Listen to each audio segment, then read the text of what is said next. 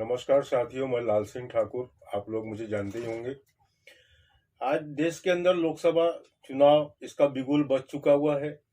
सभी जगह, सभी क्षेत्रों में, सभी देश में जहां जहां चुनाव होने वाले हैं वहां आचार संहिता लागू हो गई है।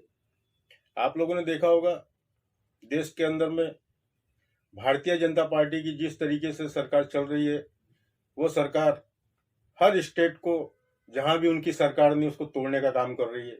अनेक प्रकार के ईडी और सीडी का डर दिखा करके सभी जो भी राजनीतिक पार्टियां उस देश प्रदेश के अंतर्गत काम कर रही हैं, छोटे छोटे राज्यों में उनका वर्चस्व है, उनके ऊपर उसका ईडी और का डर दिखा करके गिरफ्तारियां या उनको उनके पार्टी से तोड़ के अपने पार्टी में सब समावेश करवा रही। इसका मुख्य कारण यही है कि अपनी संख्या दल बल बढ़ाना। लेकिन भारतीय जनता पार्टी ने कभी इस मुद्दे पे ध्यान नहीं दिया कि देश में युवा है, बेरोजगार हैं, किसान हैं, उनकी नैतिक जवाबदारियों की तरफ में उनकी क्या समस्या है। आज तक के कोई उसके ऊपर पहल नहीं की गई। किसान आंदोलन भी बड़े पैमाने पे चल रहा है।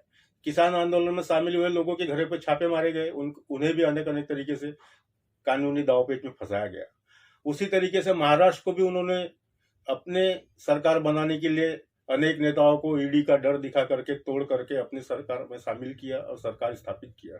वही तरीका आज वर्तमान में देखने में नजर आया है कि दिल्ली के आम आदमी पार्टी के मुख्यमंत्री अरविंद केजरीवाल को भी उन्होंने जालसाजी से या जिस तरीके से ऐन वक्त चुनाव के समय उनकी गिरफ्तारी की और वहां का पूरा माहौल खराब किया।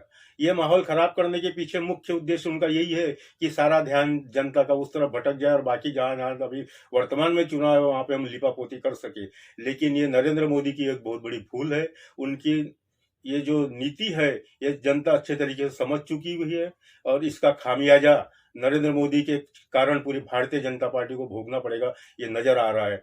हो सकता है इस चुनाव में 400 पार की जो घोषणा कर रहे हैं वो 400 तो दूर रह गया, वो 100 भी पार ना कर पाए। ये जनता उन्हें इस वक्त मौजूदा हालत में करके दिखाएगी। ये आवाज है लोकतंत्र की जो बुलंदियों की तरफ बढ़ रही है, उसका विरोध हो रहा है। जिस तरीके से वहां विरोध हो रहा है, लाठीचार्ज करने तक की पुलिस की भूमिका बन चुकी हुई है। ये टोटली गलत है, क्योंकि लोकतंत्र है, लोगों को, जनता को विरोध करने का अधिकार है। अगर तुम आचार संहिता लागू है और ये सब चीज लागू है तो तुमने इस वक्त वहां पे मुख्यमंत्री की गिरफ्तारी क्यों किया?